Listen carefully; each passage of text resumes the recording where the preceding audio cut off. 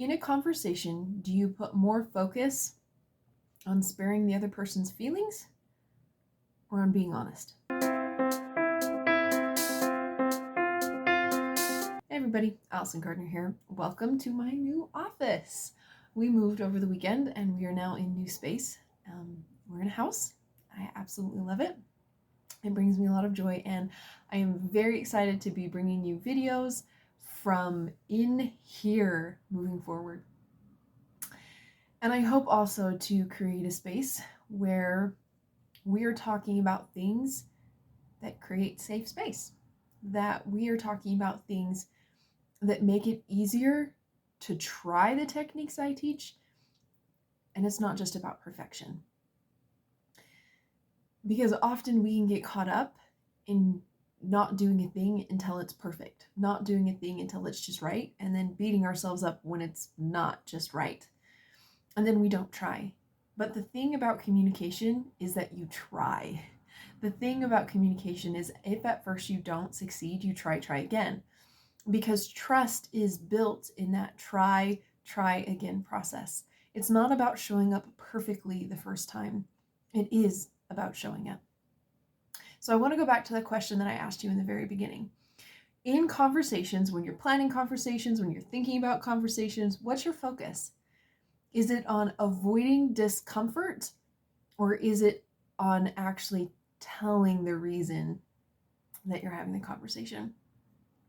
I want you to think back for a minute about when you were young and about a time when you showed a really big emotion.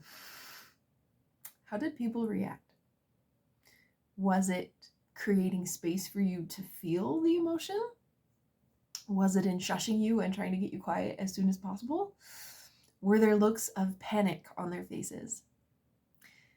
Those initial moments of big emotions stick with us for most of our lives.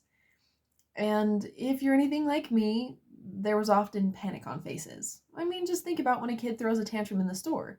Is a parent focused on being present in the moment with that child, or in avoiding all of the awkward stares? Not that I blame them at all.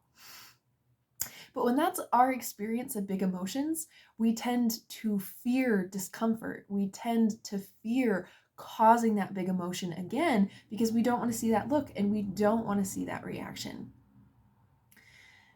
This does, in fact, translate to communication, because when we are going to have a conversation, a crucial one, a critical one, a sweaty palm one, whatever you want to call it, there's a lot of emotion behind it. And we haven't said anything, and all that emotion has built because at first we thought we could just put it off. We thought that we could just avoid it and it would go away. And every time that it didn't go away, we got more and more annoyed without the other person ever knowing what was going on.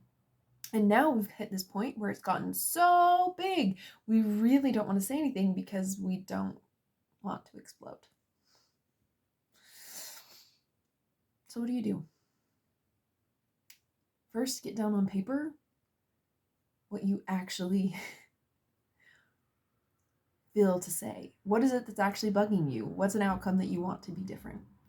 Second, what skills do you have to survive when the emotions get big? Is it breathing? Is it being able to write things down on paper so that you're not trapped by the emotion? Is it talking to someone that you trust? Remember, you do have skills to get through big emotions, so you don't have to avoid the conversation to avoid the emotion. Breathe and keep breathing and have that conversation, remembering what I mentioned in the beginning. It's not about showing up perfectly, but it is about showing up, and it is about trying. And with this awareness, you'll find yourself realizing, I've survived big emotions before, and I can survive them again. And the person I'm talking to has also survived big emotions and can survive them again. And together, you're building a place where you can keep feeling big emotions. Because hint, creation, the really awesome, amazing things come after the discomfort. So it really is worth feeling. See you around next time, guys. Bye.